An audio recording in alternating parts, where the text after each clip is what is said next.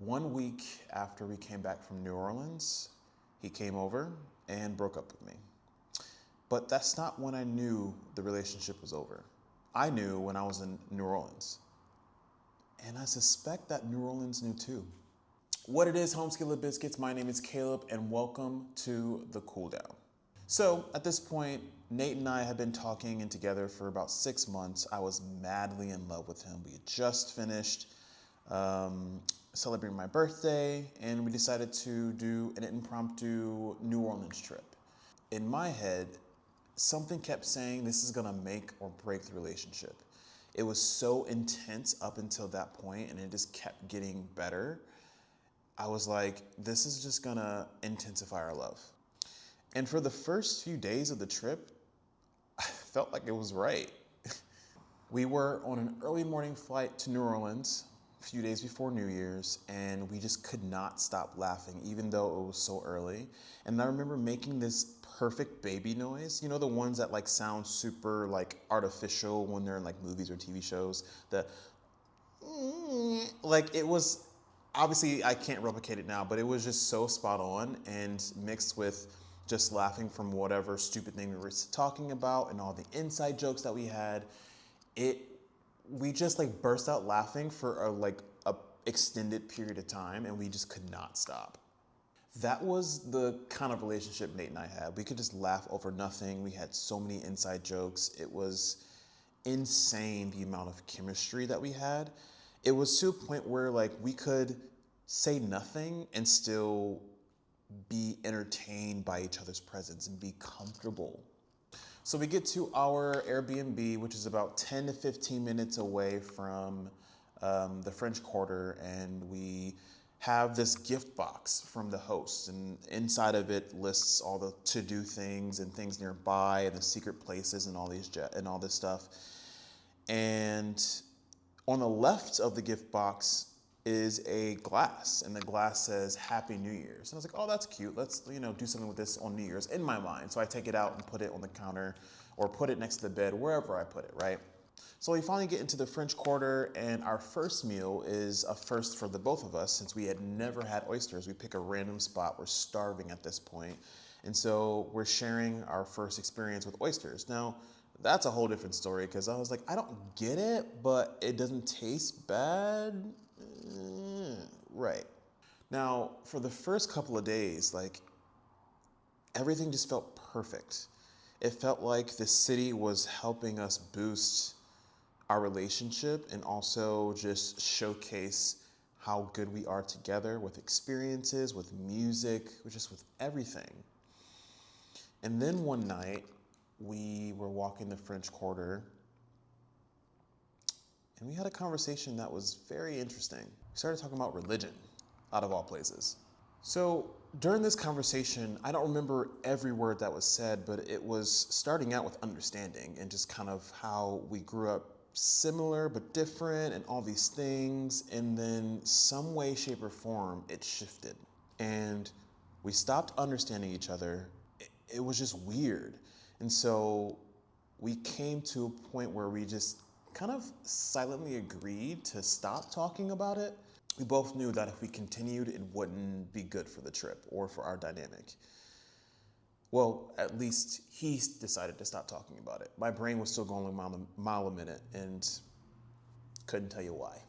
I remember getting back to the Airbnb that night and kind of wanting to initiate a conversation again, but the friction and resistance with that particular topic and the timing just wasn't working out for us. And I remember getting to the bed and everything was kind of fine on surface level. And I noticed like a hairline crack on the glass that I set down earlier. I was like, damn, did I break it already? Shit. But even with that friction, we decided to continue the trip without talking about it. And there were so many more beautiful moments that followed. It's like we went to this jazz bar at night, and we didn't expect to stay as long as we did. We entered and kind of mingled around a little bit to see a good spot, and then like live music continued playing, and like this singer, like everyone in the band was dope, but the singer had so much energy and life. Like she was singing down. Now, mind you, we're super close to the stage, like here and here, right? And so we're, having a good time, having a drink, living our best lives, and like, okay, we're tired. So we started to walk outside the bar slowly as she's finishing her, what I thought was last song. And then I think a Beyonce song played, and he looked at me, I looked at him, and said, let's go back in. So we went back in, we stayed till the entire night. Mind you, it's probably like 2:30 a.m. at this point, and we're just like, let's go, let's go, let's go. And it was just a blast. And so we ended up leaving and walking back to our Airbnb. We got some food, we shared some food. It was just like those small moments. I was like, this is great. I also remember him getting invited to a bar from one of his friends. And so it was a gay bar. And so we went to this gay bar, and like we had never really been to a gay bar together back home. So it was our first time kind of interacting and existing in that kind of environment, but it felt so good and comfortable. And something came over me and I started dancing on him, and I was like, wait, what's happening? And he was always like, wait, what's happening? But he loved it, I loved it, it was a thing. And then the song ended, we kind of parted ways for a second because he was talking to a few of his friends, and I was kind of just like looking around and mingling about, and kind of separated for quite some time. But it was a good night overall. We continue exploring the city, exploring the music, exploring the art, exploring the delicious food. And then something happened to me in the middle of the night. I remember waking up next to him and just like in a pool of sweat. Like, we got to turn the AC on. So I turn the AC on, and then I get cold, and I'm like, okay. And then my stomach starts hurting, and so I go to the bathroom and let out everything you don't want to know, right? I get back in bed thinking, I'm good, but I could not stay warm. So I'm like bundled up 3,000 covers, the heat is now on, and then I get cold again, and then I go back to the bathroom, and it's a rinse and repeat, rinse and repeat, rinse and repeat. And every time I woke up, he was right there just like making sure I was okay. So I finally get to like a good portion of sleep, or so I think, and I wake up, later in the day, or the next day rather, and I hear a sizzling. And so the bed is here, and then the doorway is to the left of it, and I like peek over this way as I'm getting energy to kind of get myself up, and this man is sizzling some eggs. I'm like, he's making breakfast. And later that day, I remember like going, out and just adventuring, like still kind of feeling not 100%, and like viewing music and like, street music. And we were kind of separated. We weren't like directly next to each other. Like, he would go on one end, I would go on the other end. And I don't know if that was intentional or not, but like we would be enjoying the music and the arts of the city, but not as close as we started. I didn't think too much of it at that point. It was like the city kept giving me reasons to justify that we were still okay. But the future I could no longer see 100% clearly. It was odd. And so from the outside, we probably looked fine. Hell, we probably even felt fine. But whenever the music stopped playing, or there was nothing directly in front of us, I could feel the unfinished conversation just creeping in. I just was trying to figure out how to finalize this conversation, and why it seemingly kept driving a mental wedge into all the activities that we were doing, because on the surface, they were beautiful, they were amazing, they were something that I wanted to share with this man. Like I said, activities kept pulling us together, but silence in moments kept revealing the distance that we actually had. And then it was New Year's Eve, the day we were waiting for, the day that we came to New Orleans for, really. We were at dinner, finishing up, having a decent conversation at this point, and then we looked at the time and we're like, shit, we need to go to the New Year's Eve spot for the fireworks before we're late. Now, when I tell you, we paid our check, we got out of the restaurant, and kind of try to figure out on our phones how to navigate through the city the quickest way in order to get to this spot. And so he finds out before I do, and he makes a run for it. He's like, come on, we have 2-3 minutes before the countdown starts. So we book it through the French Quarter. Now, I'm following him, and he's bobbing and weaving through the crowd. And I'm just trying to figure out like how to keep up with him, but also take in all of my environment. Because there's some spaces that we haven't explored yet. And I'm like, oh, what's this? Oh, what's this? Oh, wait, no. Focus on the destination. So I'm seeing him kind of slip away, and then I catch up with him and slip away again, catch up with him. I bump into someone. I see new art pieces on the wall. I see, a live performance here, and I'm getting all these distractions as I'm trying to get my way closer and closer to him. And just when I find that I am slipping away, we finally get into an open spot. I can breathe a little bit. We slow down. Obviously, we're both, kind of like not out of breath per se, but we are breathing a little heavier than, we care to. Then we hear music. Now, not the music from New Orleans, not the jazz music, not the calm music, not the hype music. We hear Usher out of all people. And I'm like, what the? And I look to my right, there's a gate, maybe a few blocks down, and this man is having a whole concert right next to us. So I check my phone, I'm like, he has a concert tonight. How did we not know about this? We should have planned this. In my head, obviously. I'm just like, fuck, we both like Usher. Like, what the hell? So the crowd continues to form. We're in the middle of it, and the countdown begins, or at least the countdown to the countdown begins. And then chanting starts to happen, and people are excited. And so I'm just standing there looking at him, look at everyone else. I'm just like, damn.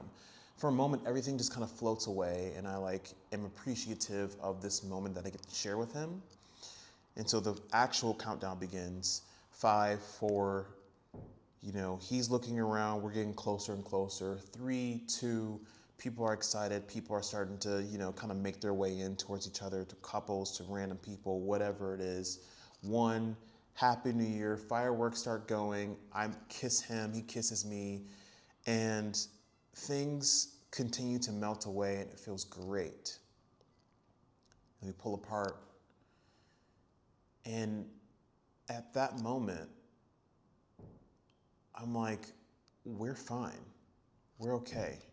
We can work through this, whatever this is. Maybe I am overthinking way too much. So we enjoy the rest of the night. We finally get back to the Airbnb. We kind of relax, and I'm thinking, oh, all the drama that I'm probably making up in my head, or the lack of finishing the conversation doesn't even matter. We had an amazing night. We're about to relax and have some us time without any crowd or any music or anything. And I get in bed and I notice that hairline crack has moved up to the words, and it split Happy and New Year. And I'm like, So the trip is over, and we finally get to the airport, and we, for whatever reason, get randomly upgraded to first class. I'm like, oh, snap, here we go. Now, this is my first time in first class, right? His first time, I'm assuming, in first class. I don't really remember. And I'm thinking in my head, I'm like, okay, universe, all right, this is just the boost we need, We have a relaxing flight back home. We get home, and his mom picks us up from the airport. Now, in the card ride, she's obviously like, oh, so what'd you guys do? What'd you guys see? Who'd you see? What'd you eat? All these questions. And I found myself not really answering them. I let him kind of take the lead on it. He was in the front seat, and so he was doing most of the talking, but I was super quiet. Now, mind you, I was also kind of recovering from being sick from whatever it was, and it was not food poisoning. At least, I don't think it was. We had the same meal, so whatever. Now, like I said, I was super quiet, and I couldn't figure out why. I think my brain was going a mile a minute thinking about what had happened during the trip, including the turmoil that was kind of stirring up in my brain of the conversation that we never finished. So a week later, from getting back home, he comes over, he grabs his things, we have a conversation, touching on many, many things, and he breaks up with me. Now, I'm keeping it together.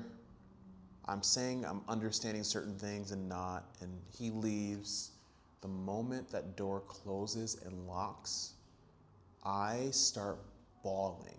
I'm like, what is coming over me? The emotions from everything just built up, and it's just like a flood that happens. And I remember going into my room and plopping myself on the bed, still kind of not completely unpacked, but I flop on the bed and the glass that I got that said Happy New Year from New Orleans shatters. And I'm just like, at that point, I didn't even care that it shattered. I didn't even have the energy or the emotional energy to grab it or to catch it or to clean it up at that time. I was just bawling my eyes out.